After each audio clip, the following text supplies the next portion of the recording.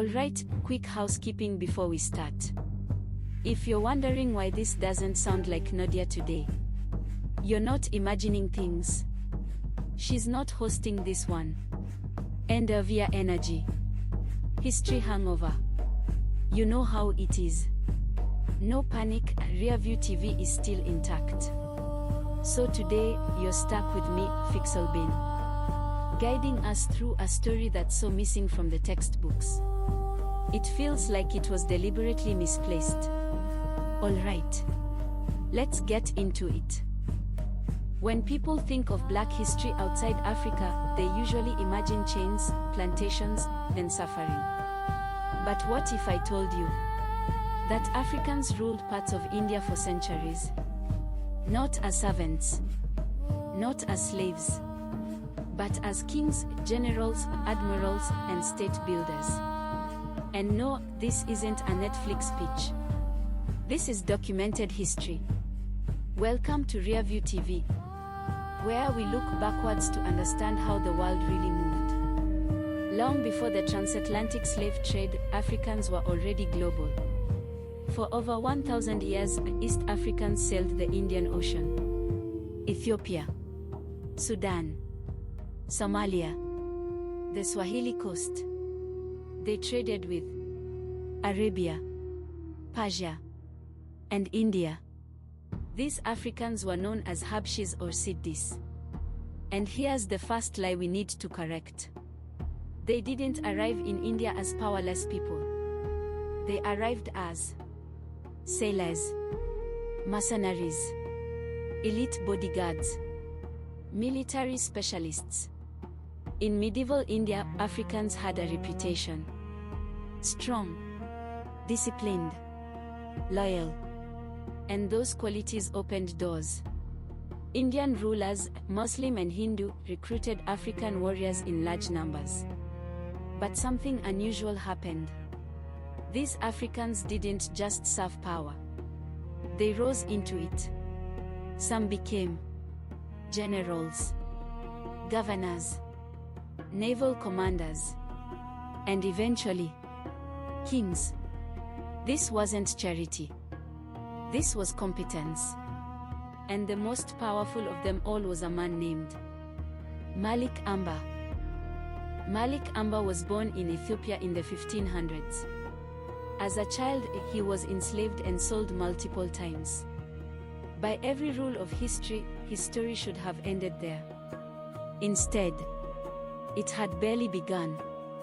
In India, Malik Ambar educated himself, learned military strategy, mastered politics, and eventually rose to become the de facto ruler of the Deccan Sultanate.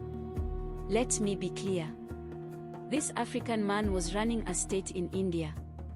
He defeated the Mughal Empire repeatedly, invented guerrilla warfare tactics centuries ahead of their time, reformed land taxation systems still studied today, founded cities, including Kadki, later Aurangabad.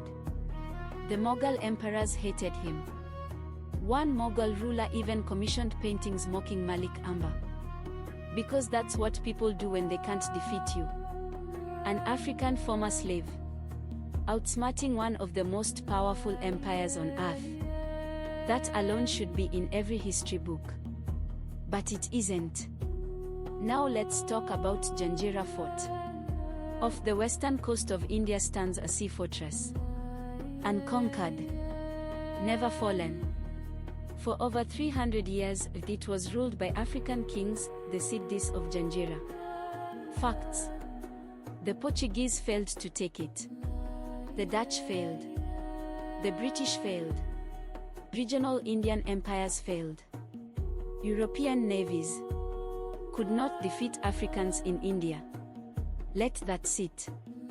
While Europe was colonizing the world, Africans were blocking them successfully in South Asia. This wasn't resistance.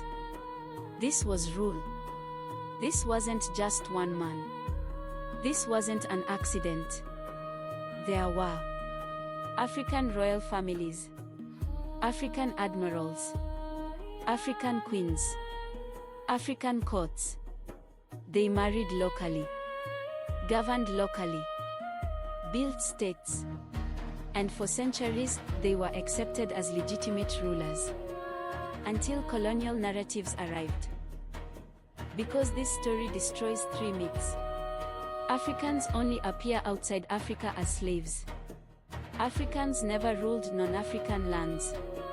Intelligence, strategy, and statecraft were European traits. Colonialism needed Africans to have no past of power. So stories like this were buried, not debated. Ignored, not disproven. Here's the most painful part. The descendants of these African kings still live in India today. The cities of Gujarat, Karnataka, Maharashtra, once royalty, now marginalized. Not because history changed, but because who controls history did. Black history is not small. It's not local. It's not limited. Africans didn't just survive the world. They shaped it. And the more you look, the more you realize. History didn't forget Africans. It erased them. This is RearView TV. And we are not done looking back. And before you go, yes, Nadia is alive. She'll be back in the next video. Fully restored, historically hydrated, and ready to cause problems for forgotten narratives. I was just holding the mic while she recharged. So if this story made you pause, made you rethink what you were taught, or made you say, hold on, why didn't I know this? Good. That's the point. Like, share, subscribe. Because we are not done looking back. This is RearView TV.